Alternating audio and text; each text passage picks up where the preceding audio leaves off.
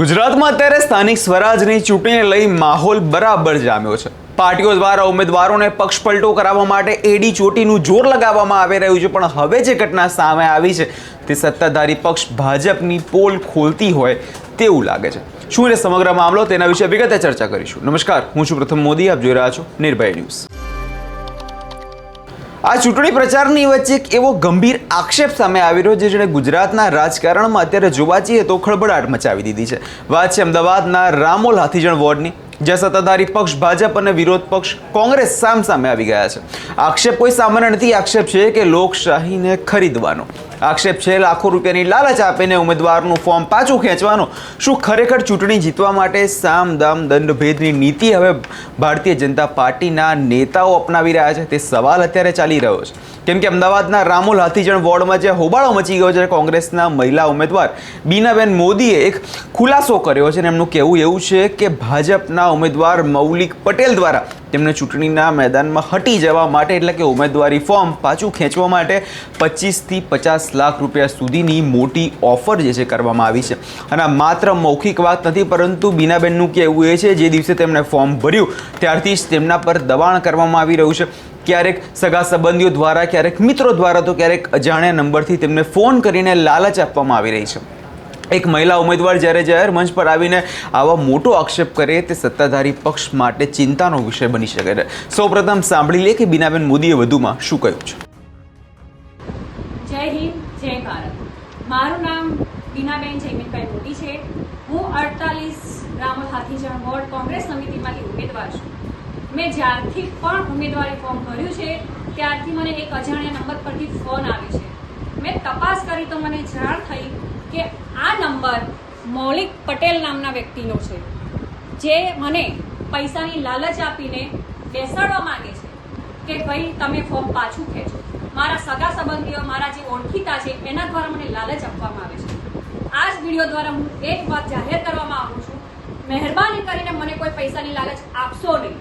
હું ના બેસી છું, ના બેસીશ અને છેક સુધી લડીશ। હું કોંગ્રેસ માટે જ લડું છું અને કોંગ્રેસ માટે લડીશ। હું જનતાની સેવા કરવા માટે ઊભી થઈ છું, ના તે પૈસા માટે। અને જેને પણ મારી સામે લડવું હોય એ આવી જાય ઇલેક્શનના દિવસે, હું સામે મેદાને જંગ કરવા તૈયાર છું। જય હિન્દ। બીનાબેન મોદીએ પોતાની વાત મક્કમતા રજૂ કરવા માટે એક વાત કીધી અને વિડીયો સોશિયલ મીડિયામાં પણ વાયરલ થયો છે। આ વિડીયોમાં તેઓ સ્પષ્ટપણે કહેતા નજરે પડે છે કે કોઈ પૈસાની લાલચ આપવાની કોશિશ ના કરે। તેમણે દાવો કર્યો છે કે તેમની પાસે અજાણ્યા નંબરથી વોટ્સઅપ કોલ્સ આવી રહ્યા છે। જ્યારે તેમણે તપાસ કરાવી તો જાણવા મળ્યું કે આ નંબર ભાજપના ઉમેદવાર મૌલિક પટેલનો છે।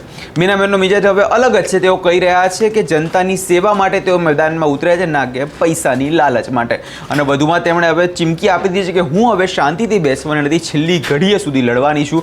અને હવે આગળના સમયમાં જો હવે ચૂંટણીના મેદાનમાં જોવાનું રહેશે કે શું હવે થવાનું છે, કેમ કે જે રીતે અત્યારે વાત કરવામાં આવે કોંગ્રેસની, તો કોંગ્રેસ દ્વારા ગઈકાલે જ આપણે જોયું કે ચૂંટણી પંચમાં ફરિયાદ પર કરવામાં આવી હતી કે જે ઉમેદવારો છે તેમને ધાક ધમકી મળી રહી છે। ક્યારેક જો ઉમેદવાર ધાક ધમકીથી ના ડરે તો તેમને લાલચ આપવામાં આવી રહી છે અને લાલચ આપ્યાની સાથે જ ઉમેદવારોને પોતાનું ફોર્મ પાછું ખેંચી લેવા માટે દબાણ કરવામાં આવી રહ્યું છે। આવા આક્ષેપો છેલ્લા ઘણા સમયથી થતા આવ્યા છે। આપણે જોયું કે પોલીસ સામે જે ઘણી બધી ફરિયાદો દાખલ થઈ છે, પોલીસ કહેવામાં એવું આવી રહ્યું છે કે પોલીસ અને ભારતીય જનતા પાર્ટીનું ગઠબંધન થઈને વિપક્ષના નેતાઓને ડરાવવા ધમકાવવામાં આવી રહ્યા છે। એટલે સત્તાધારી પક્ષ એ પોતાની સત્તાનો દુરુપયોગ કરતું હોય તેવો મામલો અત્યારે આ ચૂંટણી સમયે ચાલી રહ્યો છે। આપણે જોયું બી ખરી કે કોંગ્રેસ હોય કે આમ આદમી પાર્ટી હોય, તેમને પોતાના ઉમેદવારોને એક સેફ હાઉસમાં પણ મોકલી દેવામાં આવ્યા છે। હવે સવાલ એ ઊભો થાય છે કે સત્ય શું છે? શું આ માત્ર ચૂંટણી જીતવા માટેનું ગતકડું છે કે પછી પડદા પાછળ ખરેખર રૂપિયાનો ખેલ ખેલાઈ રહ્યો છે? કે લોકશાહીમાં ચૂંટણી એ જનતાનો પર્વ છે, પરંતુ જ્યારે આવા આક્ષેપો થાય છે ત્યારે મતદારોના મનમાં શંકા એ જન્મે છે, શું કોઈ ઉમેદવારને બેસાડી દેવા માટે 50 લાખ રૂપિયા જેવી રકમ ઓફર કરવી એ લોકશાહી માટે કેટલું યોગ્ય છે? આ કિસ્સો માત્ર રામોલ હાથીજણનો પૂરતો મર્યાદિત નથી રહ્યો, પરંતુ જે સમગ્ર રાજ્યની ચૂંટણી પ્રક્રિયા પર હવે અનેક સવાલો ઊભા થઈ ગયા છે। ચૂંટણી સમયે પક્ષ પલટા અને લાલચની વાત નવી નથી, પરંતુ જે રીતે આ કિસ્સામાં રકમોનો ઉલ્લેખ થયો છે, જે રીતે આક્ષેપો કરવામાં આવી રહ્યા છે, અને આક્ષેપો માત્ર એક વ્યક્તિ દ્વારા નથી કરવામાં આવી રહ્યા, અનેક લોકો દ્વારા કરવામાં આવી રહ્યા છે. જોતામાં મામલો હવે એટલો ગંભીર લાગે છે કે કોંગ્રેસના મુદ્દાને લઈ આક્રમક મૂડમાં છે. હવે જોવાનું એ રહેશે કે ચૂંટણી પંચ આ બાબતે કોઈ યોગ્ય તપાસના આદેશ આપે છે કે નહીં, કેમ કે હવે ફરિયાદ તો કરી દેવામાં આવી છે. હવે ફરિયાદ બાદ કોઈ પગલાં લેવામાં આવે છે કે નહીં તે જોવાનું રહ્યું. આ વિષયમાં તમારો શું અભિપ્રાય છે અમને કમેન્ટ કરી ચોક્કસથી જણાવજો, અને અમારી ચેનલ નિર્ભય ન્યૂઝને લાઇક, શેર અને સબસ્ક્રાઇબ કરવાનું ભૂલશો નહીં.